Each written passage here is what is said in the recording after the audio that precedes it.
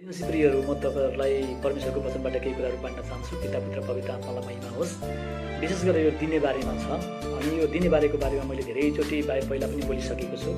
अनि परमेश्वरलाई दिनु, परमेश्वरको वेदीमा विश्वासीहरूले दशंश दिँदा, भेटी दिँदा चाहिँ वेदीमा ल्याउँदा सारा दशंश र अगौटे फल भेटी अनि फलको पहिलो फल अगौटे पशु पंक्षी, पहिलो पशु पंक्षी र हामीलाई परमेश्वरले बाइबलमा जति कुरा दिनु भन्नुभएको छ ती दिने कुराहरू त्यति चाहिँ हामी विश्वासीहरूले निर्वाध दिनै पर्छ। प्रियहरू, यो कुरा चाहिँ विश्वास गरेका मान्छेले बुझ्नुपर्छ। कतिले दिनुहुन्छ, कतिले दिनुहुन्न, तर यो दिँदा पनि हुन्छ, नदिँदा पनि हुन्छ भन्ने कुरा चाहिँ परमेश्वरको वचनमा छैन।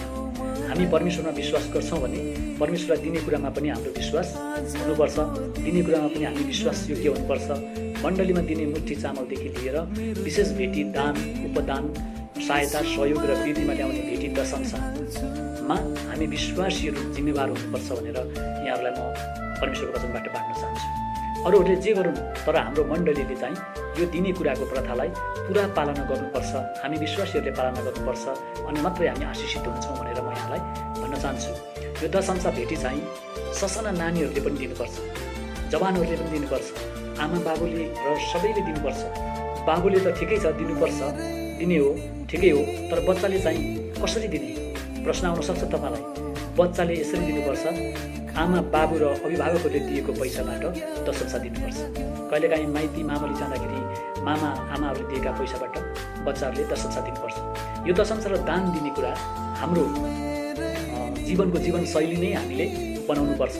हामीले दशंश दान दिँदै हाम्रो मण्डलीको जग्गा जमिन र मण्डलीमा भएका सरसामानप्रति पनि हामी विश्वासीहरू जिम्मेवार हुनुपर्छ, किनकि त्यो परमेश्वरको नाममा जम्मा भएको सम्पत्ति हो।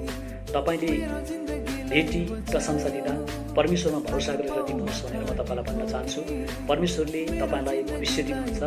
हामीले हाम्रो मण्डलीलाई अगाडि बढाउने हो भने चाहिँ प्रियहरू, हामी विश्वासीहरू आफै अगाडि बढ्नुपर्छ।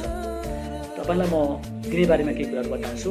हामी दिने बारेमा बाइबलका वचनहरू, परमेश्वरका वचनहरू हेर्नेछौँ। मलाकी 3 को तपाईँले 8 देखि 12 का पदहरू पढ्नुहोस्।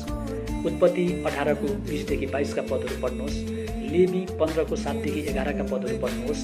दोस्रो कुरन्ती 9 को 6 र 7 पद पढ्नुहोस्। पहिलो कुरन्ती 16 को 2 पढ्नुहोस्। मर्कुस 12 को 41 देखि 44 का पद पढ्नुहोस्। प्रेरित 20 को 35 देखि 38 का पदहरू पढ्नुहोस्। लुका 6 को 38 पद पढ्नुहोस् र उपदेशक 3 को 9 र 10 पद पढ्नुहोस्। यी वचनहरू तपाईँले पढिसकेपछि तपाईँले दिने बारेमा धेरै कुराहरू थाहा पाउनुहुनेछ। तपाईँको दिने कुरामा तपाईँको जीवनमा प्रकाश परेर आउनेछ अनि तपाईँले त्यो दिने बारेमा पनि जानकारी लिन पनि पाउनुहुनेछ। जानकारी लिएर दिने बारेमा तपाईँ जागृतिमा आएर दिनुहोस् भनेर म तपाईँलाई भन्न चाहन्छु। तपाईँले परमेश्वरमा भरोसा गरेर दिनुहोस्, परमेश्वरले तपाईँलाई भविष्य दिनुहुन्छ। हामी मण्डलीमा दशंश र भेटी उद्धार पाउनलाई दिँदैनौँ प्रियहरू, उद्धार पाएको कारणले दिन्छौँ। एकजना विश्वासीले दशंश नदिई बस्नु हुँदैन। लुकाको किताब तपाईँले 19 अध्यायको 1 देखि 10 का पदहरू पढ्नुहोस्। त्यहाँ दिने कुराले हामीलाई उद्धारको बाटोमा कसरी लैजान्छ भन्ने बारेमा हामी जक्कैलाई हेर्न सक्छौँ। जक्कैको जीवनबाट, जक्कैको व्यवहारबाट चाहिँ प्रभु येशूले उद्धारको घोषणा गर्नुभएको छ। त्यो खण्डमा तपाईँले प्रेरितको किताब 5 को 1 देखि 11 का पदहरू हेर्नुभयो भने अनन्या र सफिराले नदिएको कारण मण्डलीमा लडेर मर्नु परेको कुराहरू छ। आज परमेश्वरले मण्डलीमा बहुमत खोजिरहनु भएको छैन प्रियहरू। मण्डलीमा विधि विधान र उहाँको आज्ञा पालन गर्ने शक्तिशाली अल्पमतलाई परमेश्वरले खोज्दै हुनुहुन्छ। पहिलो तिमोथी 6 को 10 मा लेखेको छ, रुपियाँ पैसाको प्रेम चाहिँ सबै किसिमका कुराको खराबीको जरा हो भनेको छ। रुपियाँ पैसाको लोभमा परेर कतिजना विश्वासबाट भड्केका छन् भनेर भनेको छ। आफैलाई अनेकौँ पीडामा लगेर जागेका छन् भनेको छ। हामीलाई पैसा अवश्य चाहिन्छ प्रियहरू, तर हामीले रुपियाँ पैसालाई प्रेम गर्नु चाहिँ हुँदैन, किनभने रुपियाँ पैसा नै सबै कुराको खराबीको जरा हो भनेर बाइबलमा लेखेको छ। यसो गर्नेहरूले, रुपियाँ पैसाको मोह गर्नेहरूले जीवनको बाटो बिराएर मृत्युको बाटो समातेका छन्। कतिपल्ट हामीले त्यही कुराहरू देख्छौँ। कतिले आफ्नो विश्वासलाई बिगारेका छन्।